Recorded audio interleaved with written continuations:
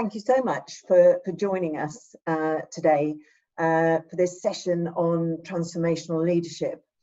For those of you unfamiliar with Profit, we're a small global consulting firm with about 500 colleagues around the world. We grew up originally focused on brand strategy, but have evolved in the last 2 decades into a multidisciplinary management consultancy devoted to helping clients grow and transform. We've got 4 focus areas within the firm: brand and activation, marketing and sales, experience and innovation, and a 4th one where we all belong, which is organisation and culture. So I'm Helen Rosethorn, I co-lead our practice globally, and I'm joined by Amanda Bhalla and Paul Teuton, who are also partners in the practice. But we don't want to talk today about us at all. So if you're interested to learn more, do please visit profit.com. But right now, we'd like to kind of get on with our session and start by actually asking you a question so we can learn a little bit about your recent experiences in the kind of sphere of leadership and in these challenging times in which we find ourselves. Before I launch the poll though, there is a Q&A function and there is a chat function. Please feel free to use the Q&A function primarily. That's the best vehicle for us to collect any questions that you have. We'll probably take them at the end if that's okay. Let's press on and do our first poll. So if we look at this slide, sorry, and now my screen has frozen. Here we are. We want to ask you what's been the biggest challenge leading through COVID-19. First choice is leading with empathy. Second, showing my own vulnerability. Third, adopting new ways of working. Fourthly, building trusted relationships, or something else. And for the something else, please do actually use the chat function and let us know. So we'll give you a couple of moments to answer that poll.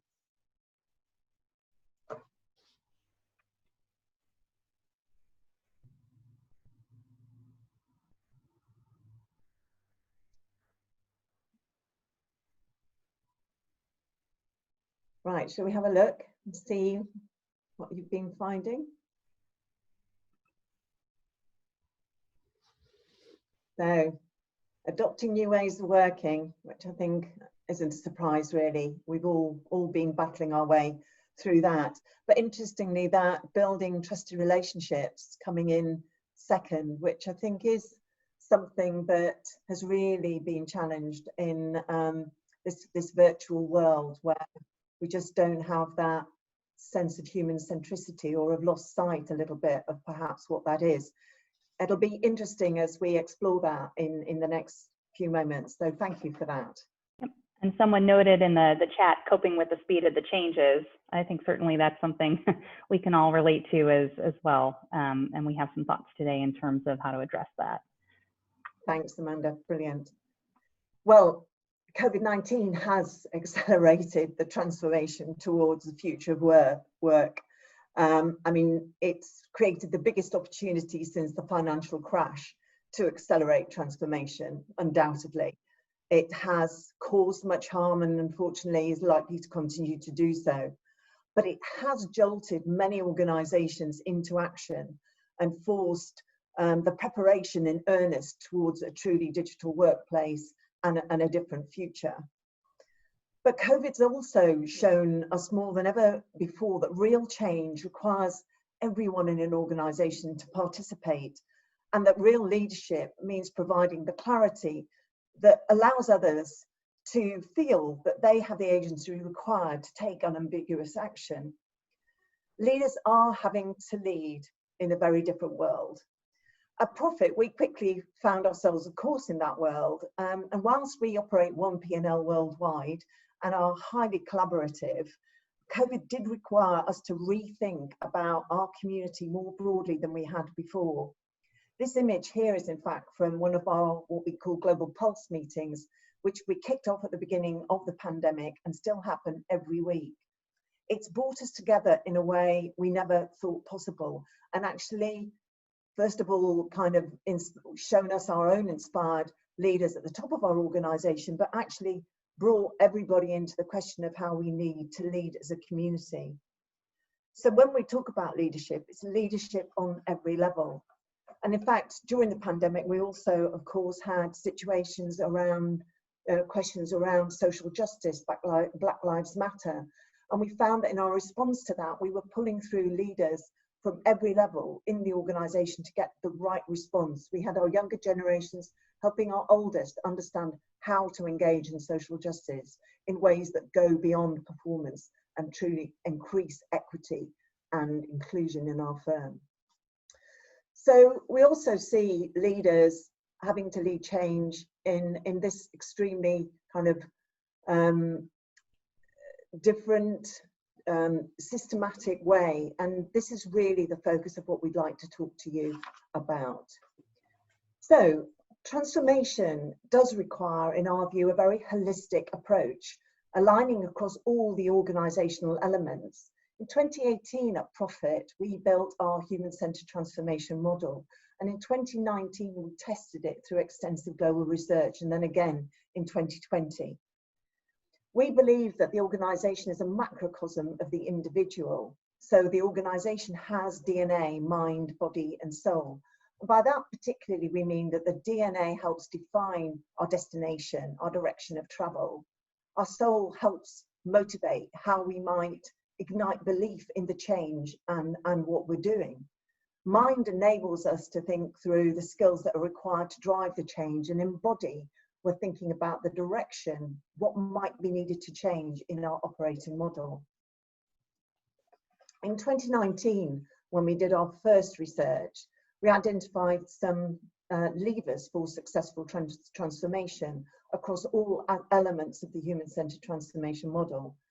Fundamentals, which were, if you want, the table stakes, accelerators, which combined with those fundamentals and actually created just what it says on the tin, an acceleration of transformation efforts. You can see, if you look across all of these here, these fundamentals and these accelerators, how relevant they are directly to leadership performance and enablement. Some particularly call out leadership, but others are definitely in the system of leadership, impacting how leaders operate and how leaders enable. But unfortunately, what we're also learning is that whilst digital transformation is accelerating and things are being required of leadership, leadership is typically not ready to lead in this digital world. We see here the headlines from a piece of research done by MIT and published this year, where very worryingly, it talked about the fact that executives around the world were out of touch with what it will take to win and lead in a digital world. In fact, the research found that participants rated less than 10% of their leaders to have the right leadership skills. As we'll discuss and debate hopefully with you today, Profit believes that the individual skill of a leader is not enough to solve the problem on its own. There has to be a collective approach, and transformation leadership has to be systemic. The consequences of transformation leadership have been playing out in a very real way in this COVID world. And some companies have failed and their leadership has been caught in the not responsive place through the pressures of the pandemic.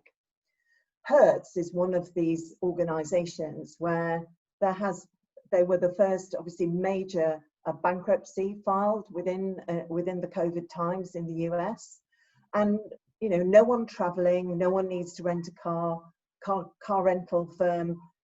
Hertz talked about being dealt a rapid, sudden, and dramatic blow, but actually commentators would say it was an obsession with keeping shareholders happy, lurching from one CEO to another, and failing to keep in touch with most important stakeholder of all, the consumer. Slightly different example, the US luxury chain Neiman Marcus was also brutalized by the coronavirus, and it caused it to close all of its 43 stores temporarily, and also filed for bankruptcy back in May due to its huge debt burden. It is recovering, but has endured the store closures and significant layoffs around the country. And what we thought was unfortunate about that is that the brand epitomizes concierge-driven shopping for those with a high amount of disposable income. And so it's really easy to imagine that had they had stronger leadership prior to the pandemic, they might have been ready to engage their customer base during the crisis and find more agile ways to serve their needs. Making a link to luxury, here is a company which has actually succeeded when confronted with a rapid change of the last 9 months. Farfetch is an online luxury fashion retail platform uniting various independent fashion boutiques based out of London. And it was being talked about on social media so positively by its own workforce in the early months of the pandemic, not just for the way actually leadership showed up and it built it strengthened its own community through those early months, but also how it reached out to its luxury boutique base who were struggling in the face of the pandemic, and actually supported them through the challenges that they had. Interestingly, they have done well, and in fact recently done super well, having done deals with Alibaba and Richemont, a 1 billion injection into their organization that resulted in a 94% uplift in their share price last month. The Noma restaurant in Copenhagen is considered by many to be the world's best restaurant, and it's famous for wild foraged food. And when coronavirus came, their owner and their leadership pivoted and yet remained true to their values. They decided they would become a burger joint, serving outdoors at socially distanced picnic tables, but with high-end sauces still made from those foraged ingredients. And the line still went around the block, obviously with people 2 meters apart. And it was so successful that they've now decided to open a permanent burger restaurant. And finally, DoorDash. What we like about this last mile delivery service, which actually launches its IPO today, is that their leadership announced a COVID financial assistance program for their dashers, which are their drivers, if you like, in the US and Australia and Canada. And at a time when last mile delivery has moved from a potential indulgence to really becoming an essential service, it was really great to see them leading by caring for their gig economy workers, on 0 hours contracts. So really stepping up to the plate. And if we move on, these examples really tell us that we all need to have the agility and the leadership to transform our organizations and be able to build it quickly. But individual leaders don't create change on their own. The traditional approach or response would be to increase the focus on our leadership development programs, on our focus on transformation. But we know that learning doesn't transfer back to the workplace readily. So why would we expect leadership development activity to do so? It's very important to build leadership capability and use leadership development, but it's not enough on its own. It's not a holistic solution. And so releasing leaders back into the wild to kind of roam free does not really drive sustainable change in behavior. So we believe that leadership needs to be redefined and reset, and the traditional definition of what constitutes good leadership will not serve us well in these turbulent times. So redefining that and moving from a leadership as a skill set in an individual towards leadership as a system in the organization is what we believe is required. And we see leadership as a team effort with a common goal, and so effective leaders create links across silos and work as a group. Leaders should work collectively and share resource to improve really for the benefit of their customers and put their focus on beating the external competition rather than competing internally. And so that brings us to leadership systems, and we believe it's leadership systems that will really enable transformation. We have to create a leadership approach that builds individual capability, but also creates the system and the mechanics to really help leaders work collectively and to bring their people along on the journey. And those leadership systems have to include communities and the processes to listen, to collaborate and experiment with new ways of working, really creating the space to practice and learn new procedures and shift to new habits. And a common system will enable all leaders to communicate, incentivize and reward new approaches. So we see aligned collective leadership operating in a defined system with a shared purpose and a clear roadmap, being much more likely to drive rapid and sustainable transformation. And you're probably not as far away from this as you think. If you can move to the next slide, please. So yours and every organization already has an existing leadership system in place. It's most likely an informal one that relies on your culture or relies on strong senior leaders and probably over indexes on a leadership development program. So the point here is not to leave it to chance, but now to be more intentional and deliberate. You can codify and develop your leadership system to make it effective for today's always-on transformation requirements. So we see that leading transformation effectively requires both individual expertise and a collective systematic approach. And we will look at the characteristics and the requirements for both of these today. But leaders don't exist in a vacuum. You obviously have tribes and communities and subcultures in your organization that form naturally and operate according to their own commonalities and belief. And co-creating your leadership system with these groups really helps create more community in leadership and builds cohesion in a more deliberate way. And it can help you systematize your leadership behavior and realize the value of what you're investing in leadership development by really activating and reinforcing what you've trained your leaders to do. And leaders will practice then what they have learned, because the system and their peers and their teams will expect it from them. And we see that in an effective system, leaders can bounce off one another and also bounce off the system itself, really in sort of constant synchronous working, learning and applying constantly, collectively and systematically raising the floor so that everyone can become a better leader over time. And they will learn where they need to challenge the system and to make things better. A system that needs to be fluid. It can't be a cookie cutter approach. It really has to help build emotional intelligence and really enhance well-being as well. And we know that some leaders are proactive and get this and figure out the way to do it, but we also know that many are just muddling through, especially since our working environments have been turned upside down this past year. So leaving them to their own devices won't help you accelerate your transformation. And of course, in all of this, one point stands out most clearly. The role of leadership is increasingly human. So accelerating to an increasingly digital and remote working environment changes the nature of what's required from leaders.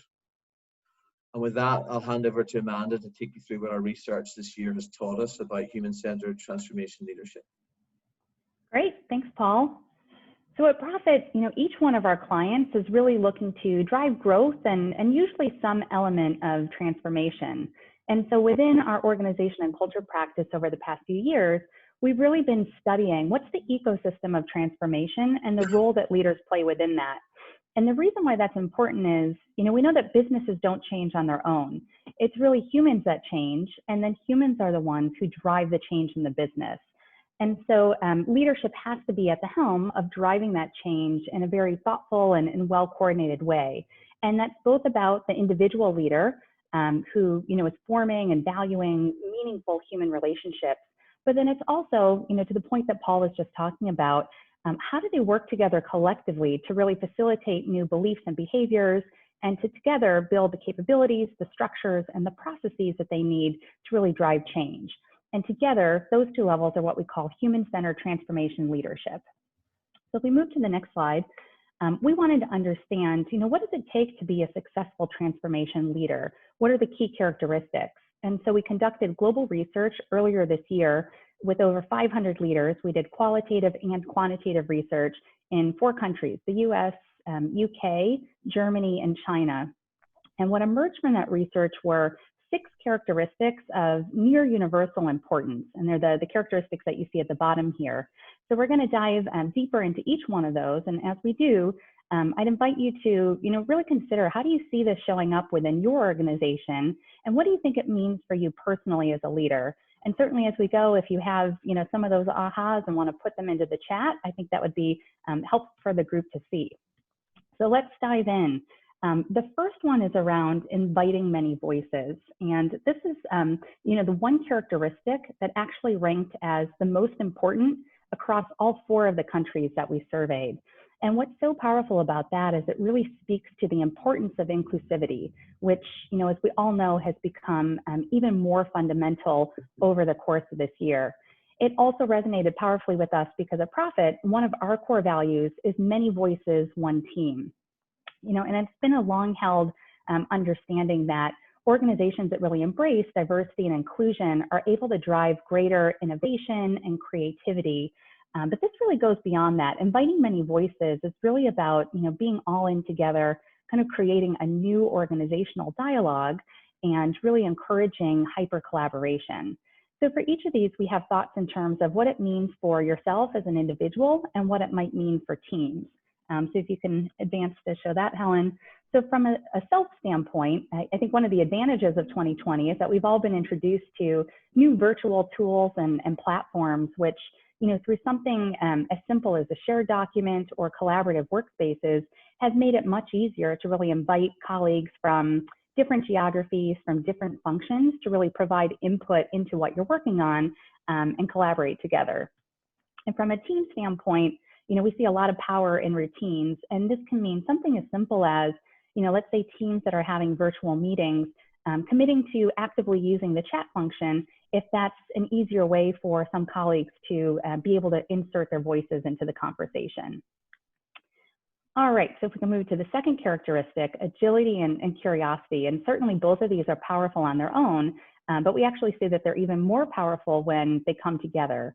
And so curiosity to learn and try new things, that's where, one really generates kind of new ideas or new ways of doing things.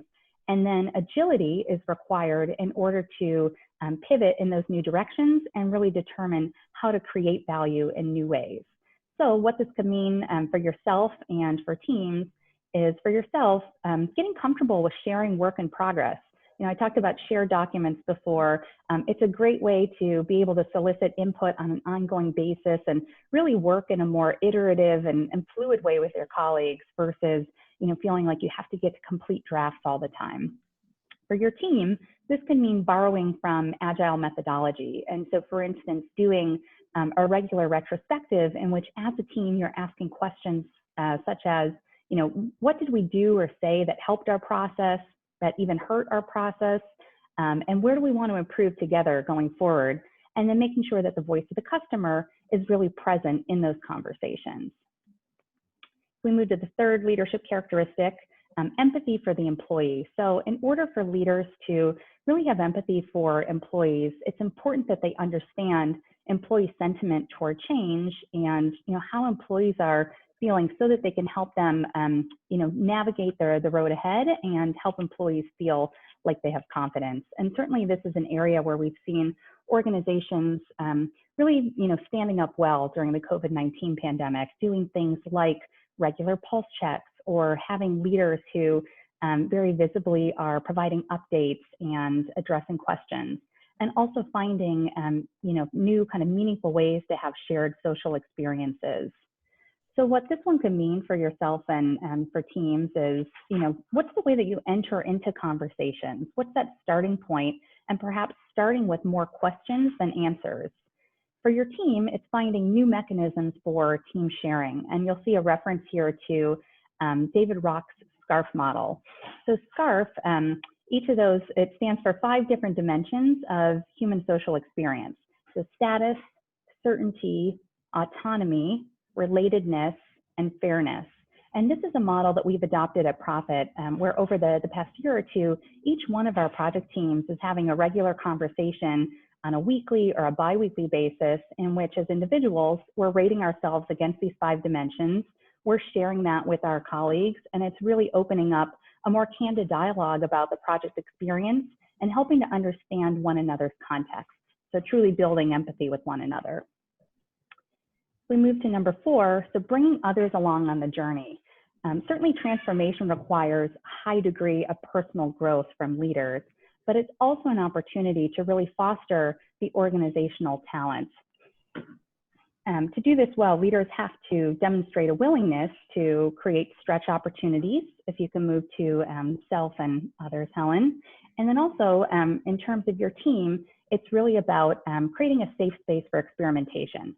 So some organizations have gone so far as to build in mechanisms where employees can really dedicate time to pursue ideas that are innovative, things that really excite them and they have a passion around. So 3M, for instance, they have a 15% rule where their employees can dedicate 15% of their time to those types of pursuits.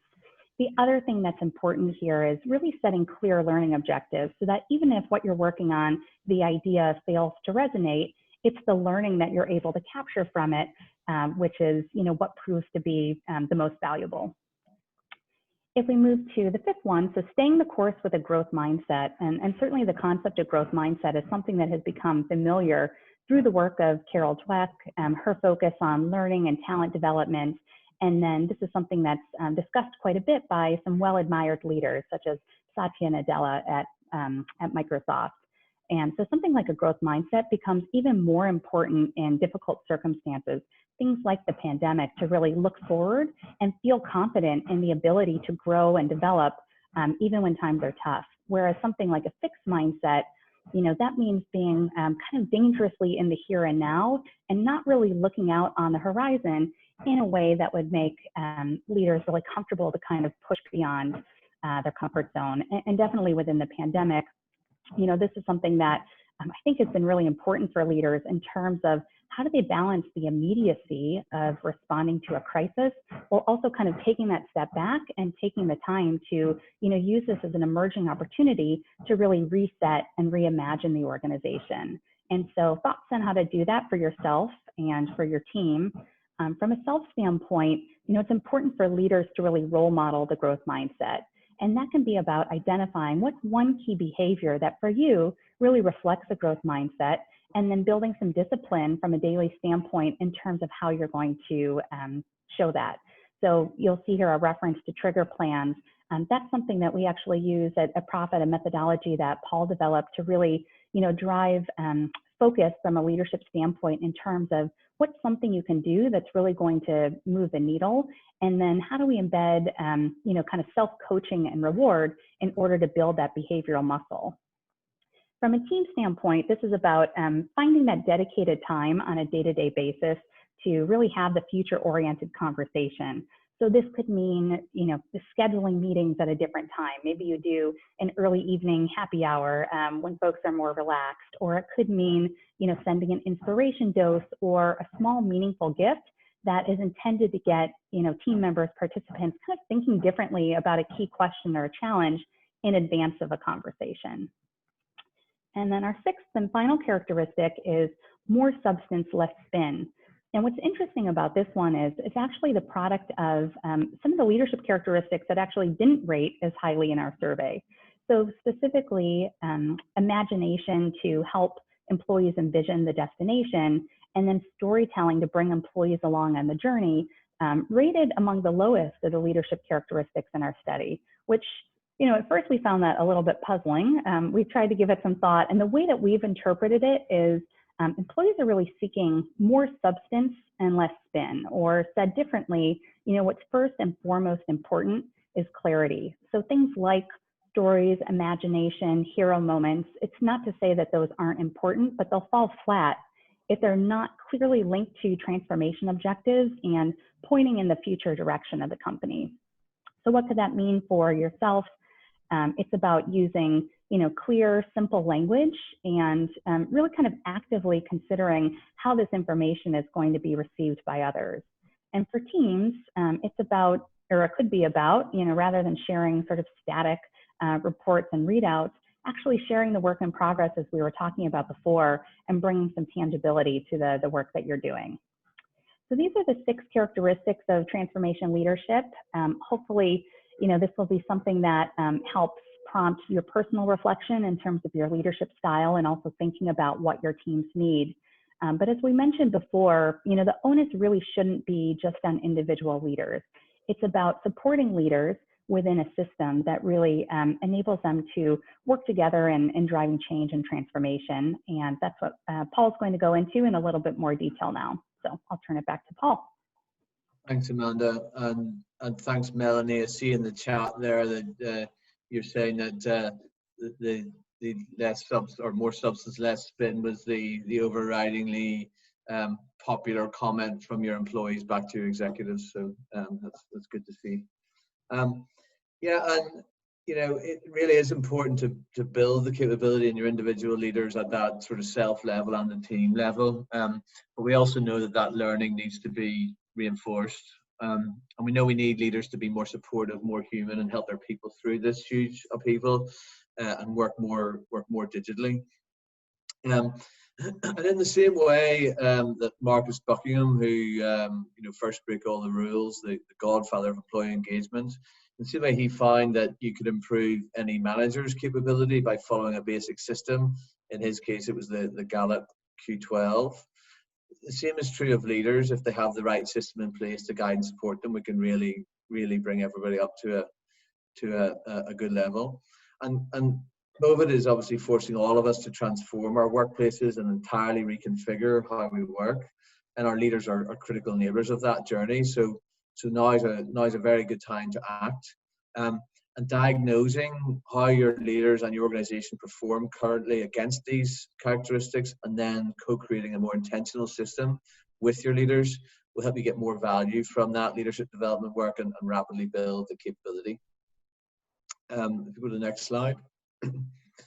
And we're suggesting that you don't start from scratch. You build on what already exists in your organization, and you can develop that system built on these characteristics, and that gives all of your leaders the expectation, the experience, the mechanisms and the incentives to collaborate, to really tap into employee sentiment, to create experimentation and learning pods, to bring agile principles and techniques to bear on day-to-day work, to really create that transparency and the clarity on the destination and the way forward, and focus on a path to growth and a growth ambition, whilst really actively managing well-being, so important in these remote times.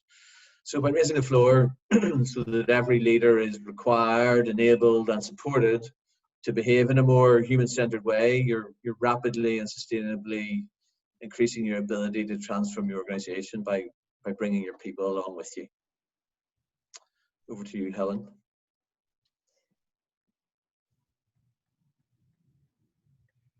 Sorry, my screen is periodically freezing, so apologies for that. So we thought it would be interesting at this point to actually ask you to take a little time to reflect on the concept of a leadership system and how it might look in your own organization. So here are 4 options for you in our second poll. In your leadership system, does leadership tone, set primarily by senior leadership style, drive it? Are informal systems shaped by defined leadership behaviours? Are leadership development programs setting the expectations with minimal on-the-job follow-up? Is the collective leadership system set up to help leaders work together and bring people on the journey? So if you could select what the leadership system looks like in your organisation, and let's see what's coming through, and perhaps there's something else that actually you feel characterises your leadership system, and maybe if you want, please put that in the chat. This is not by any means an exhaustive diagnostic. Shall we have a look? and see what you're telling us. Oh, interesting. So very little defined leadership behaviour coming through, which is quite an interesting debate, having that in one of our clients right now. But very much a tone set by senior leadership style being obviously the most popular. Paul, Amanda, do you want to comment on that at all? Yeah, I think that, I mean, the first one's not surprising. I see that still today, sadly. That's still very, very prominent. I'm surprised there's not more on the behaviors. See a lot of organizations, you know, codifying their behaviors and thinking that's going to do it, but usually in conjunction with a leadership development program. And I'm good to see that some are already setting up their systems and you know, thinking about it in this way. Okay, great. Thanks for taking that poll and giving us that snapshot. We'll obviously take Q&A at the end and look forward to more of a discussion. But in the meantime, we thought we would talk a little bit about what we're seeing in some of the client work that we're doing. There are 3 examples here, and because they're kind of live examples, we're actually, we've cloaked the stories, but we're hoping to pull from them some aspects of what we're seeing organizations do in the middle of transformation and becoming a leadership in a more systemic way. So I'll start with this one, and apologies because I can see there's a typo in the heading, so that was supposed to have been changed.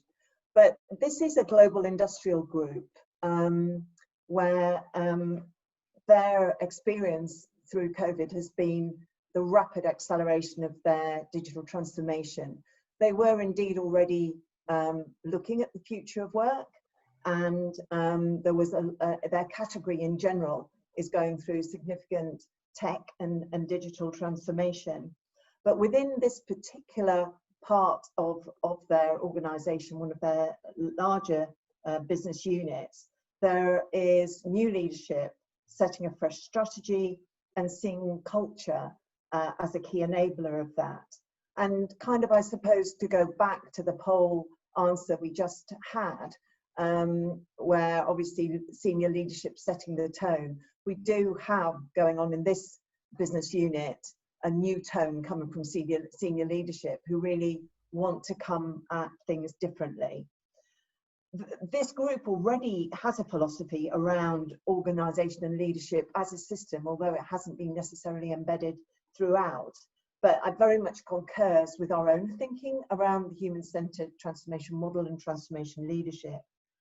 So our initial work has been around bringing the right focus on the behavioural change needed within the system and co-creating that with different leadership groups.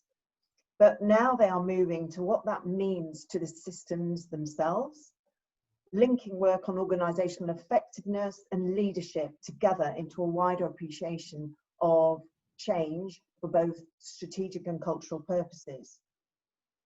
So it's been very much actually understanding what the leadership system is at the various levels of leadership quite systemically throughout their organisation, whilst recognising some of those groups will have more impact and perhaps are in fact in more control of the systems in a day-to-day basis than others.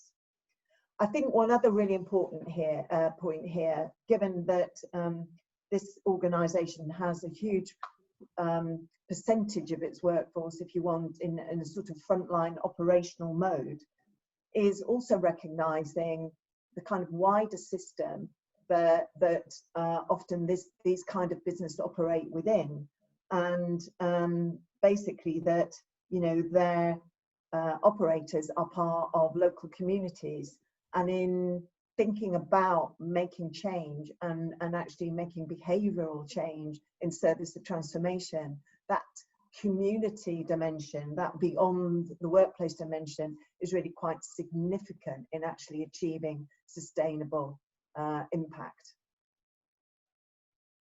Paul. Thanks, Helen.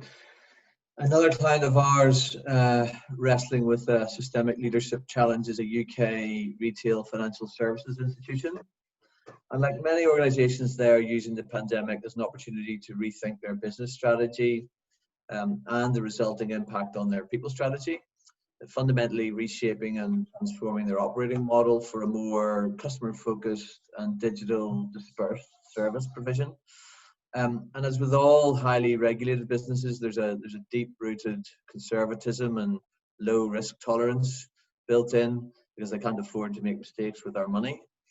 And this makes rapid transformation difficult. And they've identified leadership as a critical component in the change, but also the most difficult to shift.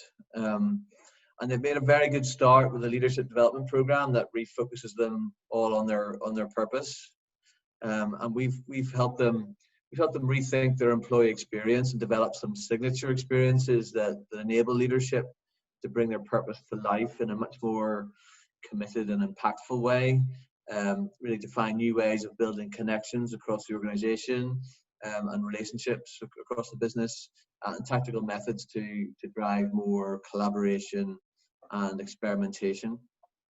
And building on the great platform that they have from the leadership development program, we've begun to imagine what the leadership system beyond that should incorporate to deliver the value from the program, and also to bring to life the desired employee experience and really integrate leadership with the key pillars of the people strategy, which are inclusion and diversity, talent sourcing and development, human-centered change, and performance management.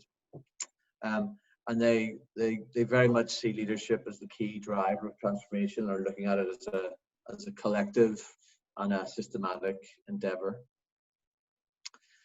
And then, as a final example, the next slide, please. We're working with a global technology services client who they've taken the bold move to create a digitally focused operating model.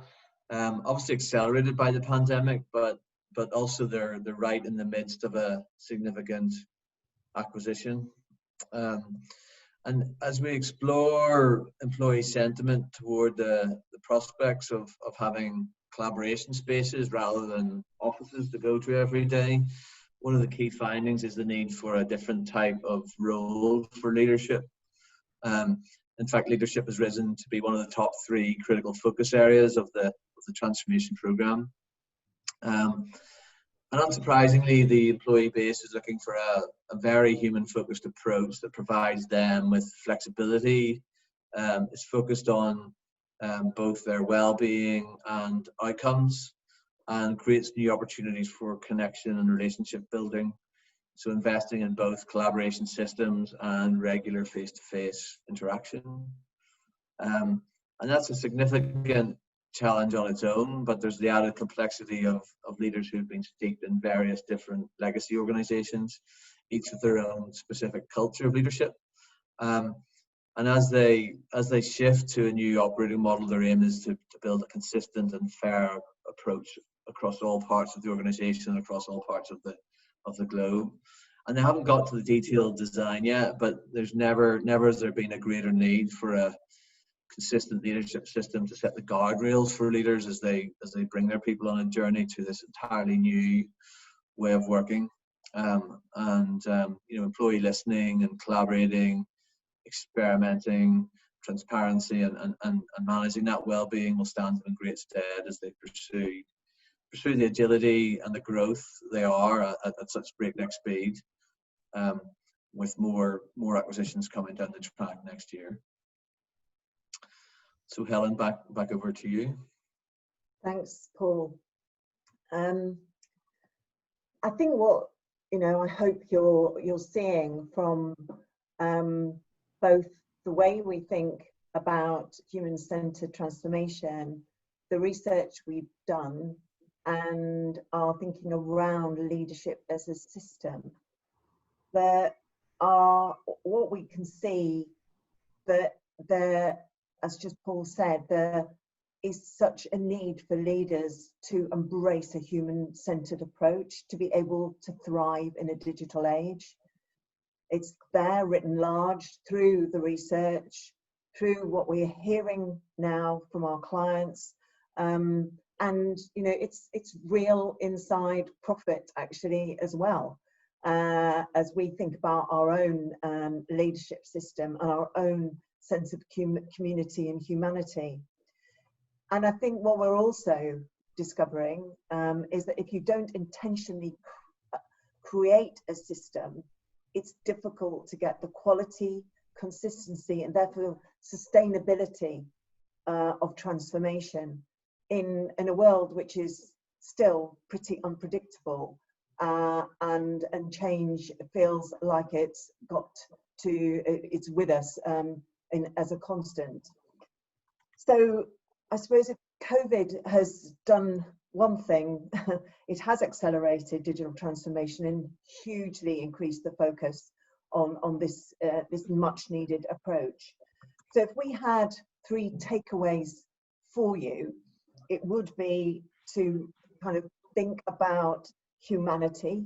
I believe many organizations have done that more than ever in the last 9 months, but to think about it in a very deliberate way, because even with a client that's talking about a digital first future, it's still a people first future.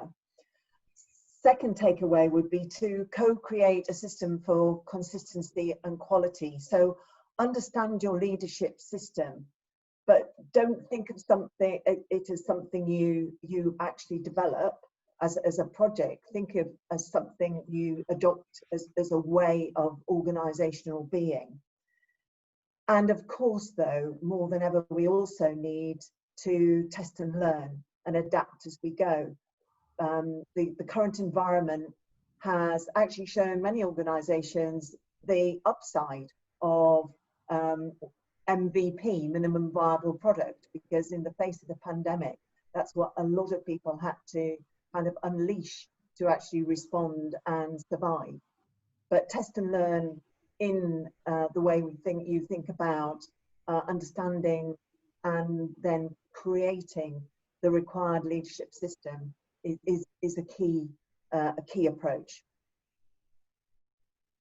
So we've managed to get through our content in our 50-minute goal. So thank you for bearing with us. We've seen a few comments. We're really up for dealing with any questions that you might have. I did spot one comment in the chat, which was all around the challenge of getting leaders to walk the talk. And I wondered if Amanda or Paul would like to comment on how we think about that and how we're seeing that in some of our client experience at the moment. Sure, I'm happy to get started on that. I think that's a really excellent point, Melanie, so thanks for sharing that.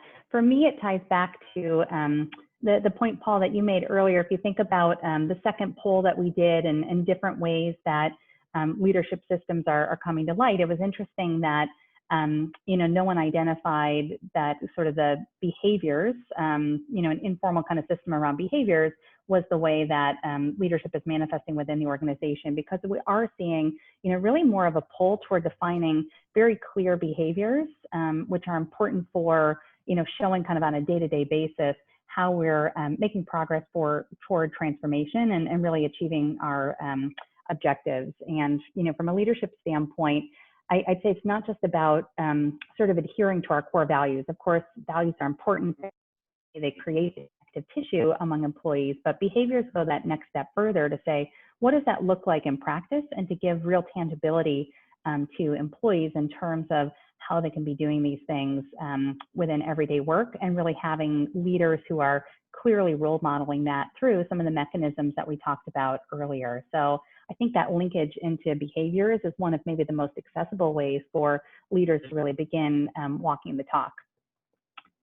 Would you add anything, Paul or Helen? Yeah, I think that I think that's all, totally agree with all of that. I think the other thing that came to mind was um, what we've seen is a lot of leaders just stepping up through the pandemic because they had to, or they were suddenly given license to, just because of the remote environment. And so a lot of really good example setting and role modeling going on. And so I think it's how you kind of bottle that almost and share that and help bring that to the attention of other leaders can really, they can, there's almost like a healthy competition or permission or an example. So I think capturing that and sharing that and helping other leaders see that can really help them learn from it and do it as well. We've had a couple of questions now flowing through the Q&A. So I thought, Angela, you put one up there. How do you get leaders to follow the system? So I thought, well, I'll indulge myself with an answer to that to start with and see what Amanda and Paul want to build on. But I mean, I think if you think about the whole systems approach, then actually you're looking at levers to support and enable leadership right across the human-centered transformation model. So some of it is capability building, of course, that's often where organizations go to, but actually it requires actions across all elements of the human-centered transformation model. So if I talk to the work currently we're doing in the Global Industrial Group, there are elements in all aspects of the system that will be influencing the leaders in, if you want, following. Some of it's going to be about how they are motivated. Some of it is going to be how they understand their capabilities and competencies are developed. But some of it is going to be absolutely about helping them understand their role in running and building and being part of the system in a more hardwired sense, and also kind of laddering it through to things that will be more measurable. What do they see as working and not working as they understand and become more centered in their understanding of the system in which they operate? Paul, Amanda, do you want to add to that in any way? The only thing I'd add to that is just the co-creation of it with them and letting them ensuring they have a voice and they're building it together with you is critical to that. That's the only thing I'd add. Yeah, great.